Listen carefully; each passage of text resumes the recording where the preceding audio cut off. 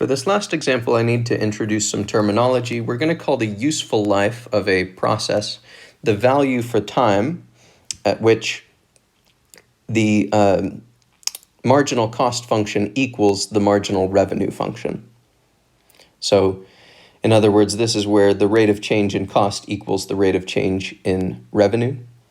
The reason that this is called the useful life is because let's consider this moment where C prime is equal to R prime. What that means is that your costs are growing as quickly as your revenue is growing. So at this stage, or past this stage, presumably, your costs are growing quicker than your revenue is growing, and therefore you don't want to continue your process or your operation past this useful life, because at that stage your costs are growing quicker than revenue, and therefore you're starting to operate at a loss, at least over that time interval. So that's why we usually want to stop a process at or before its useful life. So here, what we know is, in this problem, C prime of t is equal to just the constant 3, and then R prime of t is given by this function. And we want to find the useful life of the mine to the nearest year. That'll be the first part. And then the second part of the question is, what's the total profit accumulated during that time? So we'll separate those two questions. First, let's find the useful life of the mine. So the useful life of the mine is when C prime of t is equal to R prime of t. So we're looking for the value of t that makes this happen. So we have C prime of t is equal to R prime of t. That means that 3 is equal to 15 times e to the negative 0.1 t. And now we're trying to solve for t. We want to know the value of t for which this happens. So I would divide both sides by 15. That tells me that 3/15 is equal to e to the negative 0.1 t. Now 3/15 reduces to 1/5, which is 0.2. So if you'd like to do this in decimal, we can. This would be 0.2 is equal to e to the negative 0.1 t. Now, next we want to isolate this exponent. So in order to isolate an exponent, you would take the natural log of both sides. So you would take ln of the left side, and that would equal ln of the right side. But ln of e to the negative 0.1 t, because these are inverse functions, they would cancel and they would just leave you with a negative 0.1 t. And then lastly, to finish solving for t, you would divide by the negative 0.1. So if you divide both sides here by negative 0.1, you would get that t is equal to ln of 0.2 divided by negative 0.1. And notice that ln of 0.2 is actually going to be a negative value. So this is not like a negative amount of time, it just looks like it might be negative. But both the numerator and denominator are negative here. So if you punch this into a calculator, it ends up being roughly, so I'm just going to round it to 16 years.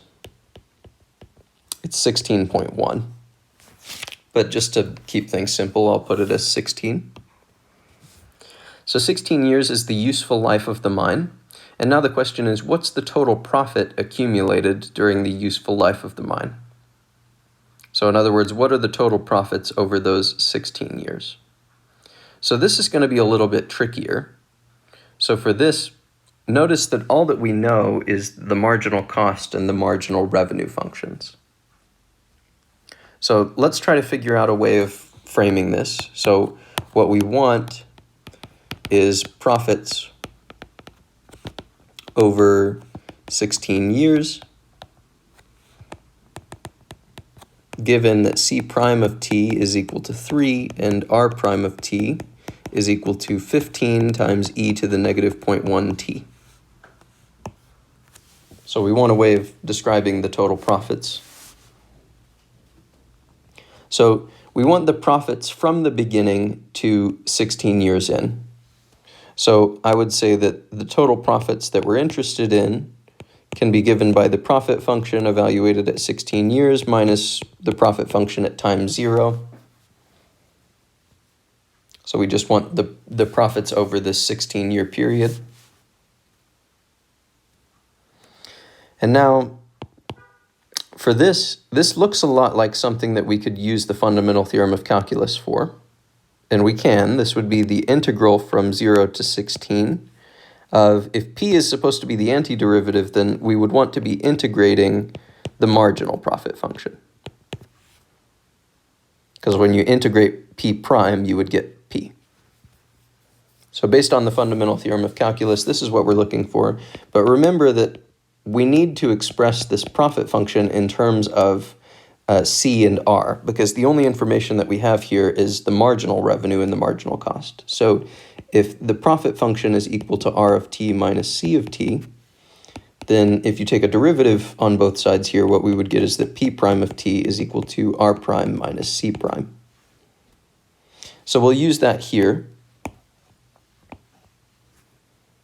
This P prime of t I can rewrite as R prime minus C prime. So this would be the integral from 0 to 16 of R prime of t minus C prime of t. And I can plug those in because I know the marginal revenue and the marginal cost. The marginal revenue is 15 e to the negative 0.1 t, and the marginal cost was 3. So we'll get that. And now I want to find an antiderivative for this thing, and then I can evaluate at 16 and 0. Now, for this first one, maybe let's start breaking this up into some separate integrals. So I can factor out a 15 from that first term's integral.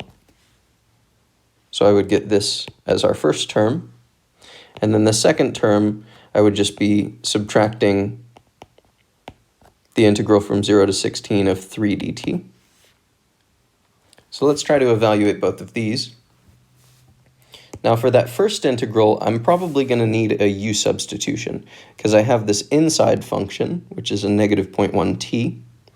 So for the first integral, we could let u equal the inside function, which is a negative 0.1 t, and then that would mean that du is equal to negative 0.1 dt. And therefore, for an antiderivative for that first function, I could rewrite that as the antiderivative of e to the u times, well, here, unfortunately, we just have a dt out here, not a negative 0.1 dt. So for this part, I would probably want to solve for dt by dividing both sides by negative 0.1. And then I would get that dt is equal to a du divided by negative 0.1. So I can replace the dt with a du divided by negative 0.1 like that.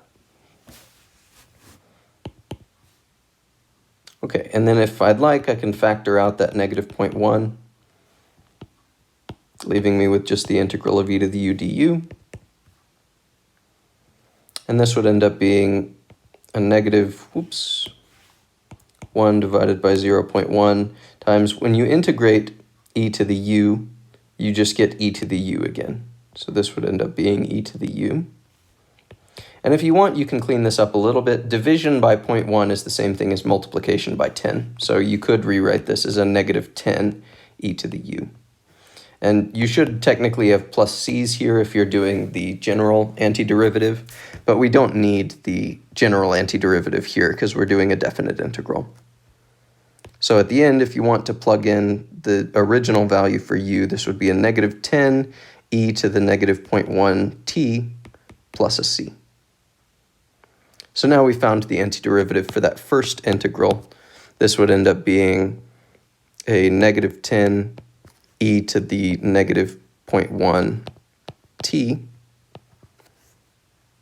That's the antiderivative we're going to use for the first integral, and we should be evaluating from 0 to 16. And then for the second integral, I'm going to use 3t as my antiderivative, and I should also evaluate that from 0 to 16. So we'll put all of this together. I'm not actually going to finish computing this because it might require a calculator, but I'll at least write down the expression that we would be using here. So when I plug in 16 into this first antiderivative, what I would get is a negative 10 e to the negative 0.1 times 16.